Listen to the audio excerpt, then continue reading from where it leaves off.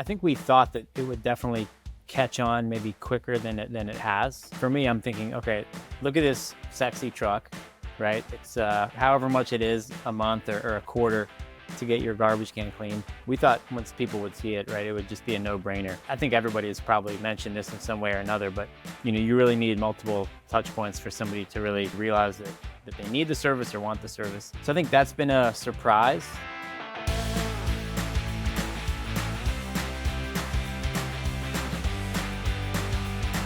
Welcome back inside of Trash Chatter. I'm your host, Victoria Conway, and today I am pleased to be joined by Victor and Micah Kamesar out of Northern New Jersey. Gentlemen, how are you? Doing well. Thank you for having us. This is a thrill. Yeah, doing good. Been listening for a while, and so yeah, really exciting. Appreciate you guys making some time. It's going to be a great episode. Your company started in 2023. Jersey Garbage Can Cleaners is the name of the company. And before we get into maybe some stories and lessons you guys have learned, how did you guys stumble into trash bin cleaning, and what led you guys to decide to start this type of business together? So yeah, I think we probably started like many others, right? I had been kind of looking to start my own thing, and really had been looking around for a bit. And I'm actually a pretty heavy Twitter user, so I was following a lot of like entrepreneurs on Twitter, and I saw a thread kind of about like kind of under the radar businesses, and one of them was about trash bin cleaning, and I'd never heard of it, thought it sounded awesome. And so I just kind of went down this rabbit hole of, what is this industry? And there's nothing like it in New Jersey that I knew of at the time. So that's really what kind of caught my eye and started my interest. And then I think probably a couple, like a month in to researching it, I reached out to my brother. There's no one I would rather be in business with than him. He's a really sharp guy. He knows his stuff. And obviously we've, to be able to run a company together, I mean, it's really, really, really fun, tough, but really fun.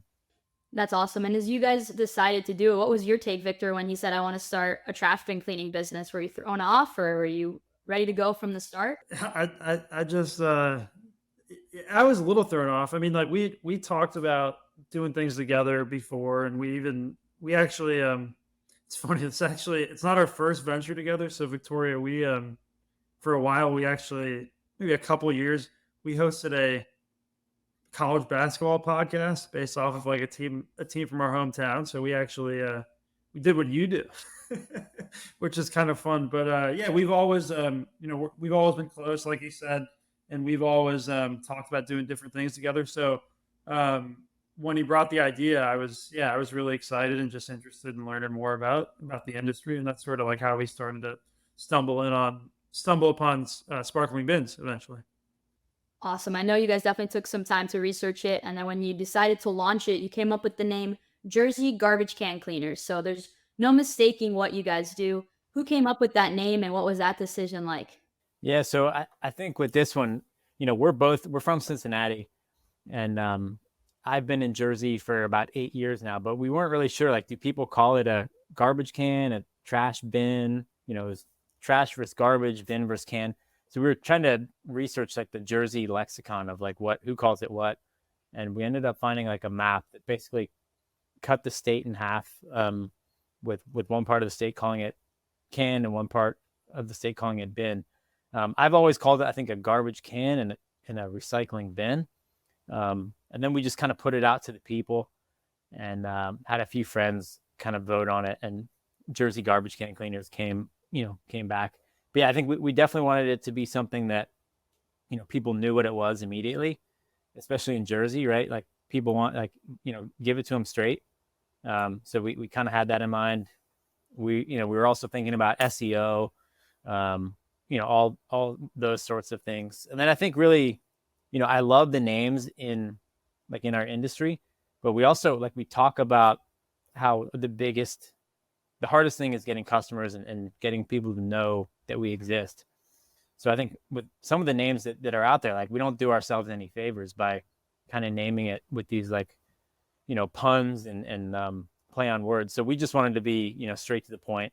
And I think it's worked out well for us. so far. Absolutely. I think being straightforward allows people not much room to think about it and they understand it and then they can decide right then and there, okay, is this something I want to take advantage of and sign up for? And you and I, Micah, off camera, were talking a little bit about how in New Jersey, especially where you guys are, there's a lot of different towns. You go 2 miles, there's a different town name. So there's a lot of different pockets that you guys have to get into. What type of steps have you all taken to integrate within some of those local markets? Have there been any partnerships, or what ways have you started to advertise and maybe try to penetrate some of those areas?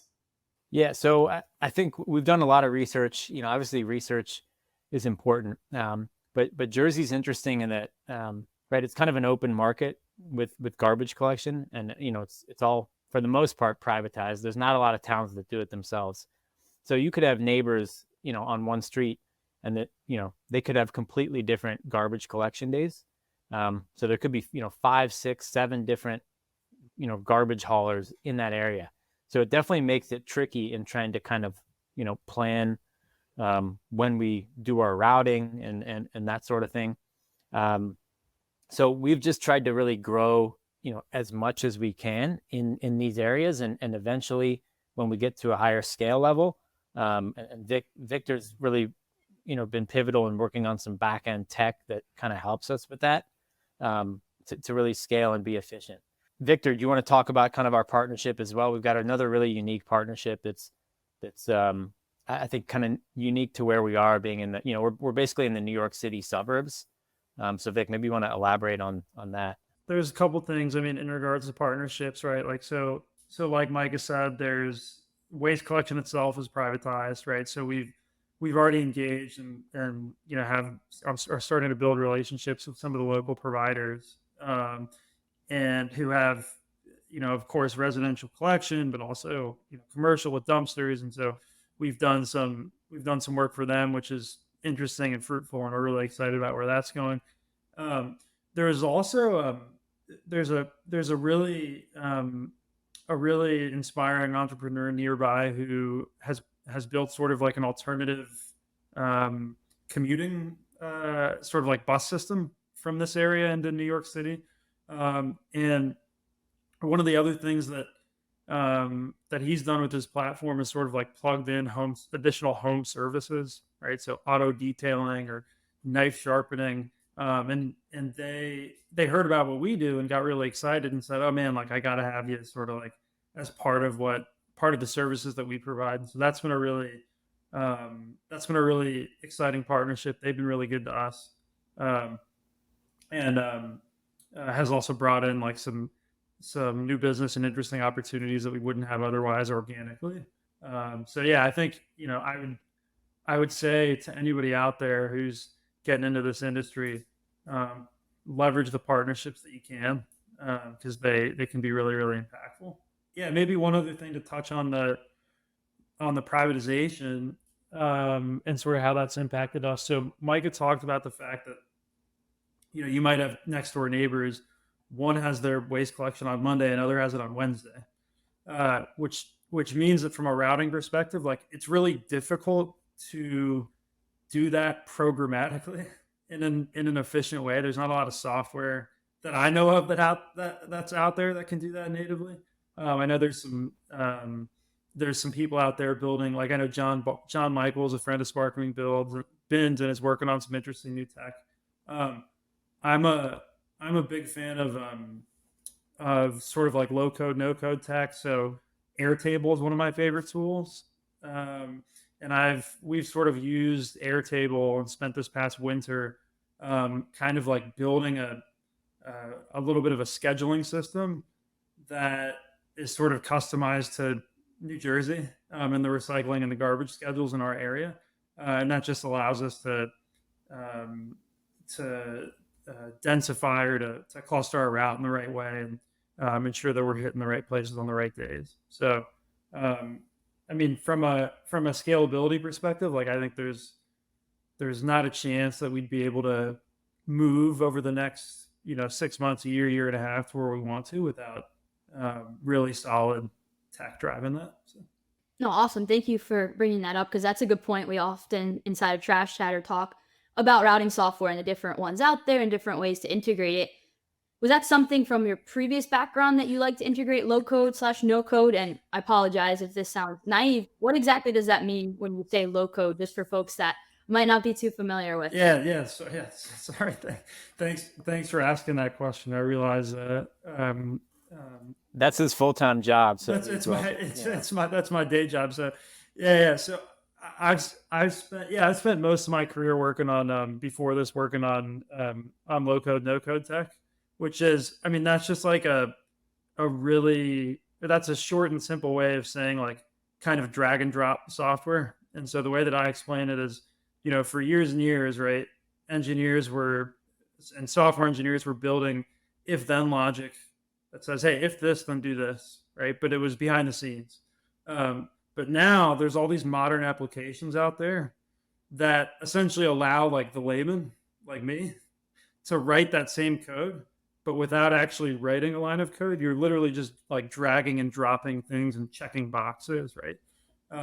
And so those are sort of it, those types of tools have become sort of more accessible to non-programmers, and uh, there's all kinds of ways to integrate them into small business. So yeah, does that help? I suppose. No, definitely. I think that will allow some people, because I feel like I'll get a lot of like, what is low code? Because me too. Even I saw it on the question sheet. I'm like, this is exciting to learn about, which it might be a better fit for some people. And I think, as we all know, trash bin cleaning industry is still so new here in the States. There's still so many ways to grow and learn. So I think anything new we can provide on the podcast for folks can definitely help. How do you feel with the low code and no code technologies? How do you think that can help your scalability for you guys? You're talking about you're in the suburbs of Jersey. You also have New York close by. So there's a lot of moving parts that you guys have to keep up with. How does that maybe simplify it compared to traditional software? I mean, I think there's so everybody's got a routing software, right? Everybody's got a Jobber or a MRP or a Jobatory or ServiceWorks, like one of those players, right? Then everybody's got QuickBooks, right, or something that you're doing your financials on. You've probably got like a couple of other tools, like or maybe just spreadsheets where you're sort of trying to connect and join all these data sets. You've got an email inbox where you're responding to customer inquiries. Um, you can you can use these tools to essentially tie those things together, and connect your data, and then automate a lot of the, let's say, day to day. I would say like customer communication and like marketing, but then also things like financial reporting. So, for example, something that I really, one of the first things I built was we a little bit of a dashboard and Airtable where, okay, somebody signs up for a new service, then that immediately updates like our financial reporting dashboard and project it and says, okay, how many subscriptions do we have now, and what's our recurring revenue number, something like that. You can also do things like automate posting to social media, and so yeah, there's a lot of typical workflows that we all are involved in, that involves sort of like spreadsheet work, dragging and dropping, connecting data sets, and a lot of that you can automate if it's predictable. Awesome. Well, thank you, Victor, for giving us a very good education on low code / no code, because no one's ever discussed this on the podcast. So hopefully this can enlighten some folks and allow them to continue doing some research to see what might fit best into their business model. Once again, we're here inside of Trash Chatter with Micah and Victor from Jersey Garbage Can Cleaning, and we've been talking about different things they implement into their work scale to help further develop them as they're in year 2 of starting this business. What have you guys learned from 2023 into 2024 as far as the trash bin cleaning industry, and what are some of the challenges you guys faced when you first started out? Yeah. So I think for one, I think we thought that it would definitely catch on maybe quicker than it has. For me, I'm thinking, okay, look at this sexy truck, right? It's however much it is a month or a quarter to get your garbage can cleaned. We thought once people would see it, right, it would just be a no-brainer. And I think everybody has probably mentioned this in some way or another, but you really need multiple touch points for somebody to really for somebody to really realize that they need the service or want the service. But I think that's been a surprise. I think some of the biggest challenges, I mean, neither Victor or myself are mechanically skilled.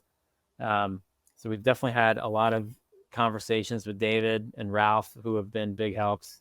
We definitely wanted to give them a shout out as a lot of other people have. In addition to Jason Proctor and like some of the folks that run the maintenance Facebook group, that's been really helpful for us. So.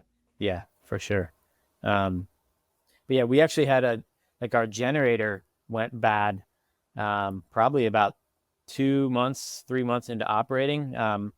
So we got help from David, who we ended up getting connected to the manufacturer of the generators, McAulty, and we kind of went through a few weeks of downtime, where we had to take into a couple shops, tried to kind of do everything that the manufacturer recommended. Ultimately, we had to get a new generator from the manufacturer, under their warranty. So once that was done, that actually led to kind of damaging or I guess adjusting where our pressure was, and that ultimately ended up leading to damage to our unloader. So I had to replace our unloader, and that was extremely difficult. You basically replace the unloader's got like 4 different valves kind of connected to it, and in order to take all 4 of them out, you really have to take other parts of it out, other parts of the system out. So I was in there for like 2 or 3 days trying to do this. So yeah, I think the mechanical stuff has been the biggest challenge, but it's definitely allowed us to learn a lot more about how the truck, actually operates. And then I think, I think we can also see, from operating a non PTO, right? Like all the different components that go with it. So maybe on vehicle 2, we'll go with the PTO, which I don't think was available because we had ordered it during the supply chain issue. Yeah, definitely. I remember you guys were very patient waiting because you guys were in the middle of when trucks were coming in and supply chains were definitely backed up. So I know you guys had some time to sit on the business idea and get things prepared. And, knowing what you guys know now, how would you have changed the way you began your company? Is there anything you would, or are you okay with how it went? Is there anything you wish you could go back and do differently? So I think just like everybody else, when you first get those bookings that are maybe a little bit outside of your planned service area, right? It's like a little hit of dopamine. I mean, it's really hard to say no, and we started saying yes, right? So I think we started out maybe larger than we wanted to, and ultimately that affects, right, how often the truck is seen, the routing efficiency. So I think we would have maybe stayed a little bit more disciplined. And I can hear John, right, in our ear, kind of telling us, you got to keep it tight, 10,000 homes. So I think I would have really been disciplined with that. And then I think the maintenance of the vehicle is obviously really important, and to really stay on that schedule. I think there were some things that we probably let go longer than we should have, which ultimately has some effects down the road. And then I think the last thing is really just, we did a pretty large scale, every door direct mail campaign coupled with social media. And we thought that would, really do well, and it didn't. And we probably should have experimented smaller, than going so big at first. So I think maybe those are a couple things that we would have changed, but we've been in business for just about a year, and it feels like 5 because we've learned a lot. But it's been a lot of fun. I would just add for anybody listening who's thinking about getting going, keep the route tight. Just like Micah said, can't emphasize that enough. And and then the other thing that I think has maybe been important to give yourself some patience with, I would say, is just to understand like buying patterns of your area, right? And so, for example, we're in a place that has a winter, and people just aren't thinking about getting their garbage cans cleaned that time of year, right? And so, marketing dollars are better spent in during certain times of year than others, and that definitely depends on probably where you're working. So, No, absolutely. I think all those are very valid points and hopefully things that people are taking away when they're listening. And lastly, before we let you guys go, where would you like to see Jersey Garbage Can Cleaners in the next 5 years? Have you guys thought that far ahead? Are you taking it one thing at a time? What's your thought process behind that? I think we're just trying to grow year by year. And just like I think most others, I think we imagine ourselves having a couple trucks. We named it Jersey Garbage Can Cleaners in case we need to expand. So I think we've just started to kind of get into some of the commercial opportunities. But yeah, we just want to continue to grow, year over year. And as long as we're seeing progress there, I think we're on the right path. Awesome. Well, thank you so much, Micah and Victor, for taking some time to join us here inside of Trash Chatter. We appreciate your support for Sparkling Bins as well as the podcast. Thank you for your insight and your knowledge. We wish you the best of luck as you guys continue to grow. Yeah, thanks for having us. We listen to every one of these. We gain a lot of insights from everybody. So appreciate it, Victoria and the Sparkling Bins community. So we'll make sure you visit our website today to learn how to clean up your neighborhoods and begin a journey to starting your own trash bin cleaning business. And if you want to check out more about Jersey Garbage Can Cleaners at their social media accounts as well as their website, it'll all be linked below. Thank you all for tuning in to Trash Chatter. We release one new episode a month. Thank you for checking us out, and make sure you subscribe so you don't miss an episode. Once again, thank you for tuning in, and we'll see you again next time.